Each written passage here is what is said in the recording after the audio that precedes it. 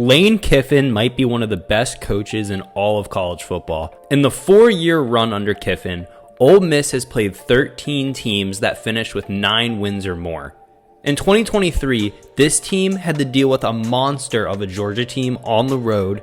They went to Alabama, they faced Penn State in the Chick-fil-A Peach Bowl, and they still ended with the first 11-win season in school history. Guys, Ole Miss is winning, and they just had a great offseason in the transfer portal. Let's first talk about Jackson Dart real quick. He turned out to be just fine last year. He threw for close to 3,400 yards with 23 touchdowns and only 5 picks last year. This is his team this year, and he has an almost NFL level receiving core to throw to. The return of Trey Harris on the outside, and South Carolina transfer Antoine Wells, a super dynamic receiver that can do a little bit of everything. They also have Caden Pricecorn, who's one of the best tight ends in the SEC in my opinion. They did lose Quinshon Judkins to Ohio State in the transfer portal, but I don't think that's a big issue. They fixed up their offensive line, getting Wayne Kalepo from Washington. They'll have veteran Ulysses Bentley, who's a decent guy, and he'll be in rotation with Henry Parrish from Miami. The portal is also going to make their entire defense better. Let's start with Walter Nolan.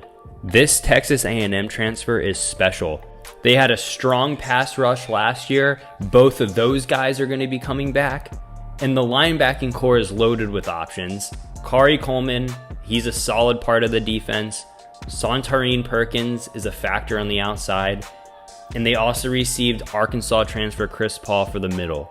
In 2023, the defensive secondary had a little bit of a rough year, but this year should be way better. Alabama transfer Trey Amos and Houston transfer Isaiah Hamilton are now taking over, and there's plenty of depth to play around with back there. I really think one of the most important things Ole Miss has to do this season, and this sounds easier said than done, but it is keep offenses from hitting passes. Listen to this stat. Ole Miss was 8-0 when allowing quarterbacks to hit fewer than 70% of their throws.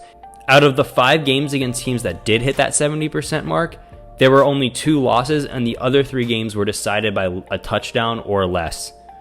Guys, if you thought Lane Kiffin was good before, I think with these transfers he has coming in, Ole Miss is undoubtedly in playoff contention. Expect to see them in the 12-team playoff at the end of this year.